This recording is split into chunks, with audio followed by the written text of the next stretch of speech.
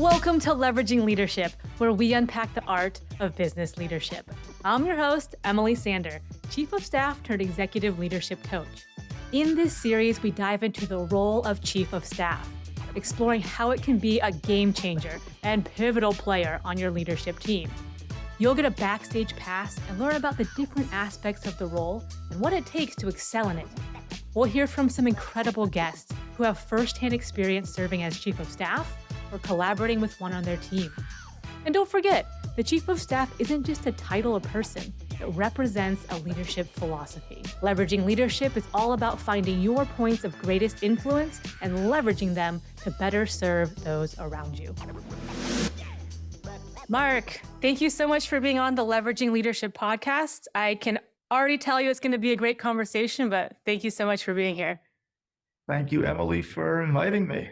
Yes. So first of all, I want to give people a bit of background because you have a little bit of a unique background and experience in your run up to the role of Chief of Staff. And I heard you described as a deal maker extraordinaire. And I think that goes back to your venture partner and investment partner days. So can you tell us a little bit about that? Oh, where did you hear that? I have my sources. I think like sort of my mantra is keep it simple. And I think that when it comes to whether it's operations or business development or deal making, I think that keeping things simple, focusing on the goals, not getting sidetracked is the way to go. And when it comes to business deals, my view is you want everybody to walk away satisfied and happy, not necessarily thrilled, but no good comes from one party walking away feeling good and the other party feeling bad. Meaning if the buyer walks away feeling bad for whatever reason, I think it takes steam out of their system. If the seller walks away feeling bad, I think that when he or she is called on to help the buyer down the road with a contact or an operational issue, I think that it puts them in a situation where they don't want to help. And at the end of the day, I think that fair deals make for happy parties and make for good relationships going forward.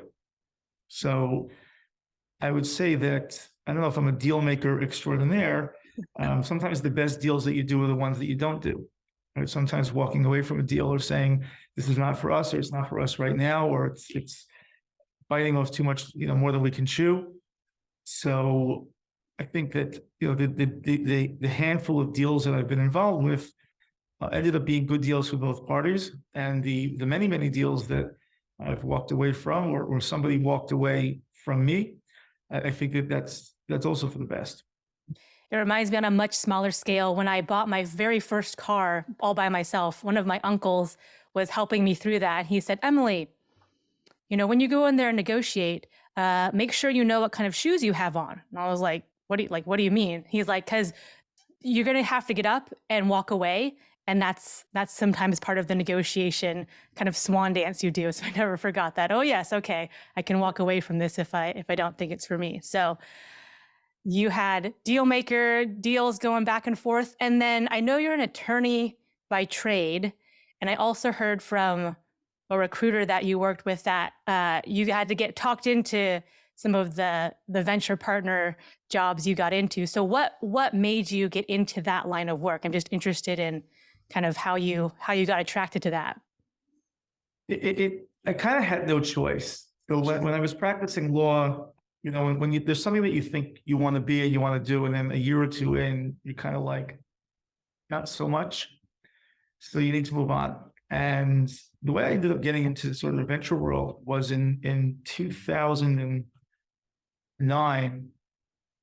Well, we moved to Israel. My family moved to Israel. Before that, I had worked for a large telecom company, and that was where I kind of cut my teeth on the M&A side. And at the same time, we also built a couple of startups. We incubated a couple of startups internally, and we ended up selling one of them. So I had this, the taste of the M&A world, the taste of the sort of startup world, not so much the VC world. And then in 2007, I became the CEO of a kind of a late stage struggling startup, and I had to raise some money. And that was really my first introduction to the VC world. And not only the VC world, but the VC world in Israel. And eventually I moved to Israel in 2009 and was recruited by a venture capital fund to run one of their portfolio companies. So that gave me, greater entree into the VC world. The one thing I never was that I was never that, that founder. I've been the guy who comes in and helps the founder, replaces the founder, provides a term that you and I have used in our conversations as adult supervision. But that's really what I ended up kind of becoming in a couple of different roles. And after the company that I was recruited to run, we raised a lot of money. We signed a couple of big contracts, and then the industry that we were in had a seismic shift, and we had no choice but to close the business. And at that point, I had to find something to do. And I realized that as a, primarily English speaker, my Hebrew is okay, but not really business Hebrew, and wanting to kind of live in Israel on an American salary, I wasn't finding opportunities. So I got into sort of the deal business, and I started helping Israeli companies, startups, founders to raise capital, to do business development, helped coach some founders before their roadshows, helped them put together the materials. And that gave me a lot of access to pretty much the entire VC ecosystem. Now, this was probably 10, 12 years ago. It's different today, but it was really interesting. And then at some point, so most of my income was really success fee based. And at some point, I needed to shift to a more stable environment. So I kind of put on my consulting hat, and I took on two very stable consulting gigs that were in parallel. One was as the interim CEO of a mobile app development company. So it kept me, my fingers in the kind of Israeli high-tech startup ecosystem. A lot of our clients were startups. We had to raise some money. Very often we would exchange development work in exchange for equity interests in some of the companies that we were working for / investing in. We weren't investing cash. We were investing sweat equity. And I also became the venture partner, the local venture partner for a Chinese investment group. So again, I continued to meet with venture funds because they were looking for co-investors, or we would have an investment that we were going to try to find co-investors for. And I was running around the entire Israeli startup ecosystem looking for companies that suited these guys' requirements. So that's kind of how that happened. And I ended up, I'd say, cutting my teeth in a lot of different places, both as an investor, as a co-investor, as a deal guy, business development, looking for partners, helping with marketing. And it was kind of interesting. And from all that, how did you make your way back to the States and into the chief of staff role? Good question. So I ended up coming back to the US for family reasons. I actually tried to do this reverse commute between New York and Israel for a few years, and it's quite weary. Yes, when you live in Israel and you come to New York to work twice a week twice a month on a U.S. salary, it's great. When you're living in Israel, working in Israel, and coming to New York, it's not quite as interesting. So how long is that flight? It's about 12 hours, and if you try to be cheap, you're flying through France or Moscow or something. It's longer. There's a lot of wear and tear, but you get used to it. You start seeing the same people over and over again. But I kind of liked that. I liked being in a role where you got to do a lot of different things. And in big companies, the CEO, the COO does COO stuff, and the head of marketing does the head of marketing stuff, and everybody kind of has their role. And I liked having different roles. So when I got back to New York on a full-time basis, I needed to find a role that kind of suited my sort of requirement, but would keep me on my toes and get me out of bed in the morning. And today I'm doing X, and tomorrow I'm doing Y, and maybe this afternoon I'm going to do something different. And sort of it feeds my ADD. So I just started, looking for opportunities where I could add value in different ways. And it has its pluses and its minuses. right? Sometimes, as a chief of staff, you're not really making the decisions. So sometimes you find that you're doing a lot of coaching, you're getting your hands dirty in a lot of different areas. And then sometimes kind of one thing that you do, if you do it too well, so you no longer need to be involved in that, and then you get put into something else. So I guess depending on the company, depending on who you're working for, depending on your own capabilities, I think the role can shape out very differently, and it also it morphs. It's it ebbs and it flows, ebbs and flows. And your company that you're chief of staff for is relatively small. It was kind of maybe not a nascent startup, but it was relatively young, and it had done well. It had done proof of concept and had met all its growth targets and so forth. So when you came in, what was your, at least at the time, what was your expectation for the mandate or the scope of work of that chief of staff role? So it's interestingly, I wasn't hired to be the chief of staff. We kind of talked about it. They weren't really looking for a chief of staff. So to take a step back, so I joined a company called Reindeer Consulting Group. It's a Brooklyn, New York-based tax consulting firm, heavily focused on the ERC, which the Employee Retention Credit, which has been in the press a lot for better or for worse. But I would, without going too much into detail on the ERC, I kind of look at the ERC industry as sort of like the personal injury law industry. Everybody thinks of PI lawyers as ambulance chasers. At the end of the day, there might be a few bad apples that kind of ruin their reputation for the industry, but a lot of personal injury lawyers are upstanding lawyers. They're good lawyers. They're trying to find a fair resolution to an issue that happened. And I think that in the ERC world, there are a lot of people who try to take advantage of the COVID era legislation, of the fact that there were businesses that were struggling, there were small business owners who were struggling, and they were kind of showing them, a rainbow and a pot of gold at the end of it, without showing them that if they're not doing it the right way, that pot of gold disappears, and then other bad stuff happens along the way. So one of the things that we sort of pride ourselves on is being a really upstanding firm. We don't do anything that we're not supposed to do. We don't do anything that that our clients ask us to do that we don't feel comfortable doing. And we only, meaning that we represent our clients as if we were doing it for ourselves. So putting that aside, the company got off to a really fast start, and I actually joined them in June with a focus on business development in terms of kind of finding new opportunities within the ERC landscape in an industry that's going to sunset in the next year and a half. So we wanted to try to leverage the rules to help as many companies as we can. And when I got here, I think we had discussions during kind of the interview process that the company was still young and needed certain things to happen to position themselves for growth, especially post ERC. So a few weeks after I got here, a lot of things sort of came to a head where they said, why don't you be chief of staff? Which is sort of like, in some ways, COO, in some ways, a bunch of other roles. But it was really supporting the two young founders who had done a remarkable job of building the business, but the infrastructure, as happens in a lot of companies, needed some strengthening and some support.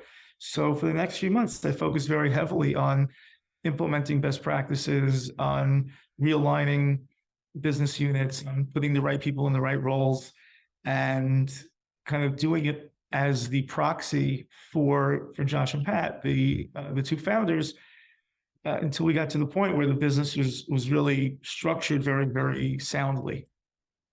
And in terms of that kind of stability factor, you mentioned the adult supervision before, but that stability, and I've been there, I've done that. I know how you set this team up. I know how you connect these dots. Whereas, you get a first-time founder, anyone who just hasn't done it before, they just don't know what it's supposed to look like. So whether it was a chief of staff role coming in, or it kind of turned into that very quickly, how much of a factor was bringing that stability and know-how to the organization for you? I think it was important, meaning I don't think that it would have been the type of place that I'd want to be if we couldn't put some structure behind it. And I think that that's a trick that startups in general, we're not really a traditional startup in the sense that we're not developing some crazy technology that's going to change the world. We use technology, we've developed technology that is very useful within our industry. And it's very useful for helping small businesses to be able to leverage opportunities for tax credits and other relief that they may be entitled to. But we're not, inventing a submarine that's going to do crazy things, right? So I think that it's important in general for small businesses to remain flexible, to be entrepreneurial, to not lose their mojo, but to be able to function and operate in a way that their employees are happy, that the employees come to work, knowing where they stand, knowing what to look forward to. I think that, one of the things that if you talk to employees in general of companies of all sizes, they take the job for the salary. If somebody's looking to make $80,000 and they get an offer of $80,000 or 78 or 82, so they take the job because the salary requirements are met. But they stay in the job because they like the people that they're working with. They like what they're doing. They feel comfortable, and because they have a career path. If they know, as I'm going to make more money as I grow, but not only am I going to make more money, I'm going to have more responsibilities. I'm going to be able to do this. I'm going to be able to do something else. It might be a career path within the company. It might be a stepping stone to something else. But I think that a very big part of a young company maturing is remembering that the employees really drive the business, and a happy employee makes a huge difference in terms of output. Yeah. Yeah, no, I agree. I think a lot of just business people, not just founders, but will kind of do it backwards, where they'll do their spreadsheet and it'll all make sense with formulas and everything, and then they'll try to jam that into the business. Right. Whereas if you support the people and you give them the right investment in terms of training and processes and all those things, the end result of that will naturally be a positive, healthy bottom line. But a lot of people do it just like they try to kludge this thing together and jam it down. I think you have to take two approaches. There's always a top-down approach. If you're raising capital from investors, right, you have to start with, what's my ROI? What's my business going to look like so the investors will want to invest in me? You also have to take a bottom-up approach, which is how am I actually going to build the business and get there? So if you start here and you start here, and then you as you get somewhere towards the middle, if it's working, if that's kind of coming together, so you have a business model. If you're really struggling to fit this into this or to fit this into that, so I think you have a big problem on your hands. Yeah, and I think it also goes across the company too, where I've been at so many companies where right hand doesn't know what left hand is doing, and no way do they communicate on any sort of regular basis. We actually use, I don't know if you're familiar with the balanced scorecard, basically where you incorporate the traditional financial metrics, but you also take into account things like internal processes and growth and learning, and really segmenting out your target markets in terms of customers and customer profile.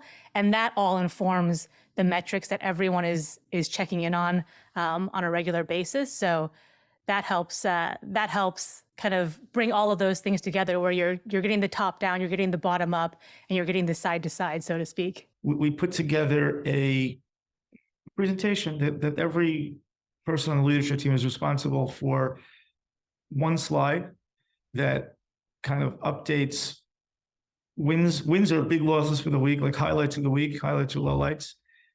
Then sort of, an active running list of priorities. Then we have our KPIs, whether it's month to date, quarter to date, year to date, whatever we're focused on in that period of time, objectives and goals for the following week, and then kind of like a catch-all box where, whether it's for ideas or, thinking out of the box, and everybody's responsible for delivering that to me by Wednesday evening. I put it together. I try to get it out Wednesday nights or first thing Thursday, and everybody's supposed to come to the meeting having reviewed it, so that we don't have to go through a presentation that says, oh, I closed 2 deals this week, I lost this deal. Everybody knows already. So if it took, I mean, we all still sort of slip back into like making a presentation when it's our turn to talk. But for the most part, if somebody gets it back on track and says, guys, we read this already, let's just talk about why. So it gives us, it's kind of an automatic strategy session, right? People have the opportunity to say, to ask hard questions. You can ask the marketing person, why did this not go right?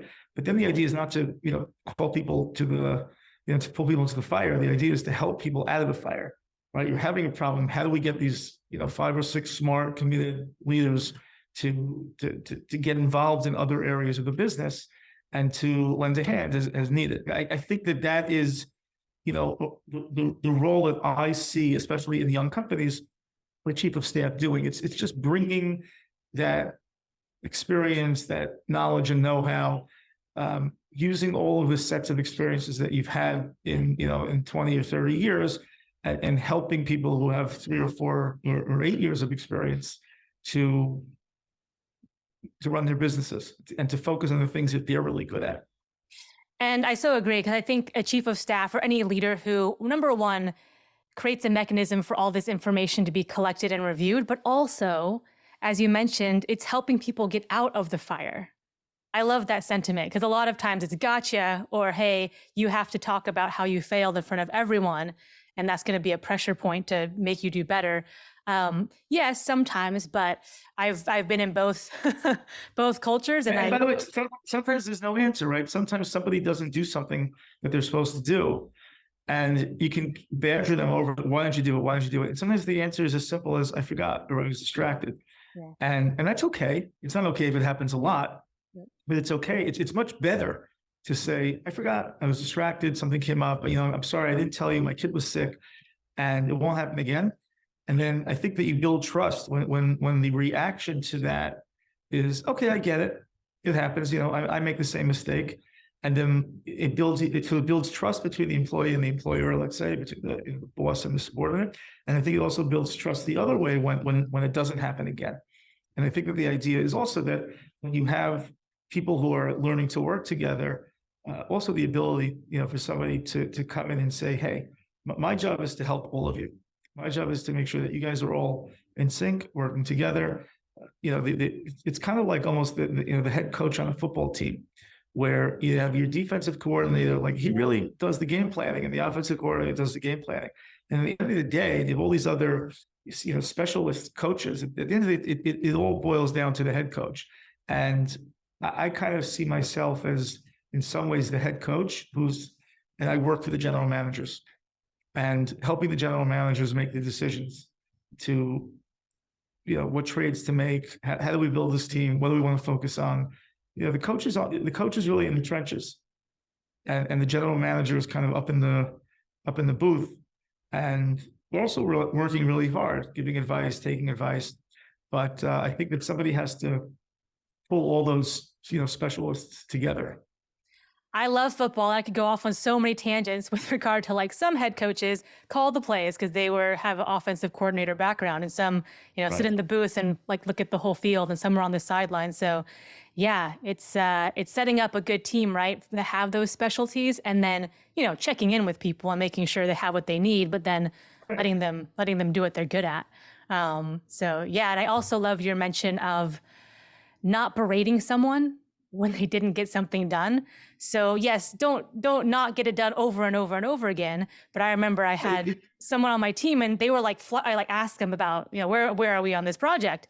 And they got flustered, like, and they started stuttering. I was like, Dan, like, it's like, if it didn't get done, then that's fine. And he didn't realize that was an option. Like, I didn't get to it. Okay, no problem. I had X, Y, and Z come up, impromptu stuff. And it's like, no problem. We'll hit it next week. Got it. Next. Life happens all the time. And so, and sometimes people forget to tell somebody that life is happening. And sometimes it's just like things came up where I have like things came up unexpectedly in business, right? That happens all the time. And also sometimes I'm over aggressive with how much I think I can get done. Like I can get those 12 things done, and you get Of like 2 course. done. So that Right. happens. I also happen to be a big believer in managing people to the way they want to be managed, the way they need to be managed, and not the way you manage.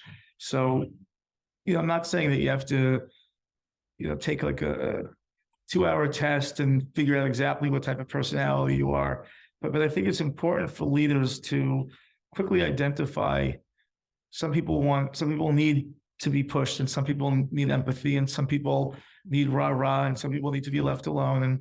And you don't always know what's going on behind the scenes. Is the kid sick? Is the family member sick? Is there stuff going on? And I think that in order to get the best out of people, and really comes through experience, right? So I think young managers sometimes believe like, this is my management style. Okay, yes, my management. If I had to say what my management style is, unrelated to the people who work for me, my management style is give people the tools to do their jobs, run interference, and hopefully they'll perform. But that's when you start getting a little bit more granular. I think that if you work for me and you had kids at home, right, and I think it's important to recognize that sometimes you have to find a balance.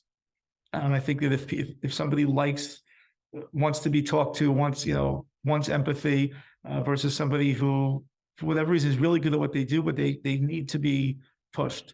And I think it's really important to manage people and to coach people in a way that suits them, not in a way that suits you, the manager.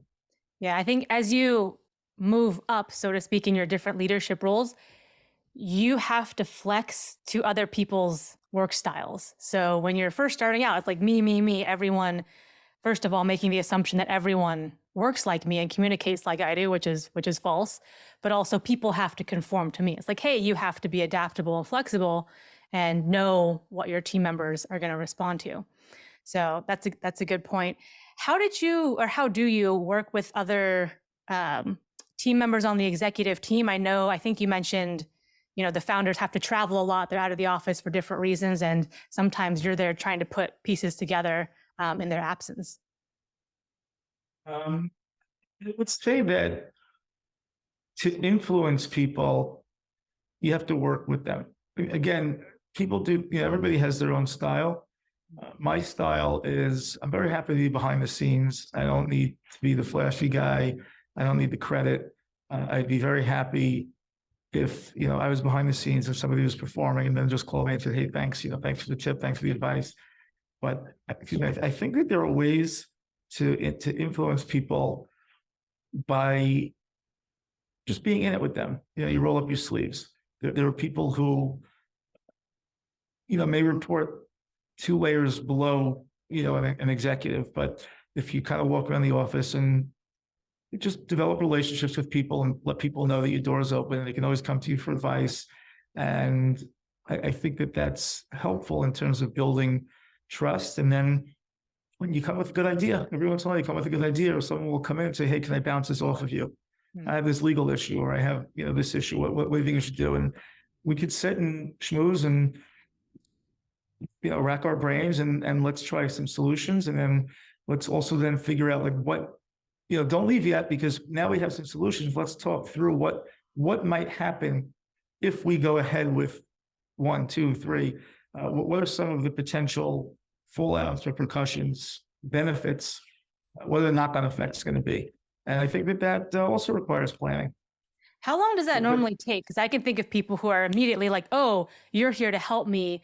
Let me partner with you on a whole bunch of stuff. And I remember, a year plus it took people. And I remember this one person who I knew that I had made a connection when they came and they confided in me. I was like, oh my gosh, what's happening right here? Oh, they're telling me something vulnerable and confiding in me. And that's the point I knew, okay, we have a deeper connection, but that took a while. So just curious what your experience was. It's very, it's sort of like the old question, how long is a piece of string?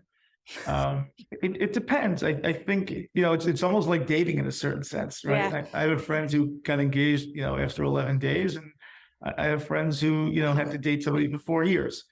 So I think that it takes 2 to tango. So if you come off as a trustworthy person and you have somebody who is trusting, So it might take less time. Everybody has their baggage, right? Everybody has their own set of experiences. Yeah. So even if it's a new employee who's here for the first time, who's working for the first time, but they had a bad experience in college, they had a bad experience with a man, they had a bad experience with a guy in a white shirt. We have a very our office is very mixed in terms of race, religion, gender, all sorts of different types of people. And I think that tolerance, rules the day. On the other hand, and not making a political statement, but it's a very Jewish company. So we're very pro-Israel, and we're very sensitive today to what's going on in Israel. And we didn't really ask permission to, it's the two guys own the company. They didn't ask permission. I think they were sensitive to it. We hung up Israeli flags, and I don't think there's anybody here who was uncomfortable, but I do believe if somebody would be uncomfortable, they would be able to come and talk it out. Nobody here is unwilling to explain a position or to make a change to make sure that everybody here is comfortable. And again, it comes from, there's always that fine line between, cool and creepy when it comes to office relationships. I personally, I'm not a hugger, but if somebody comes from another office, a big smile, let's have lunch. You have to be, these days you have to be very careful. Can you offer to drive somebody back to their hotel just because you have a car and they don't?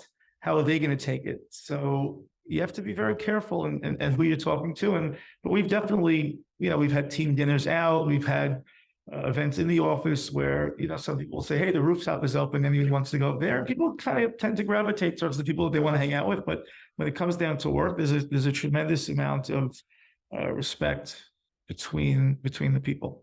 Yeah. And I think that, the management team stands up for people who, and a handful of cases I could think of where somebody was disrespectful to somebody else, the management team came in very quickly to the defense or protection of the person who felt that they were disrespected.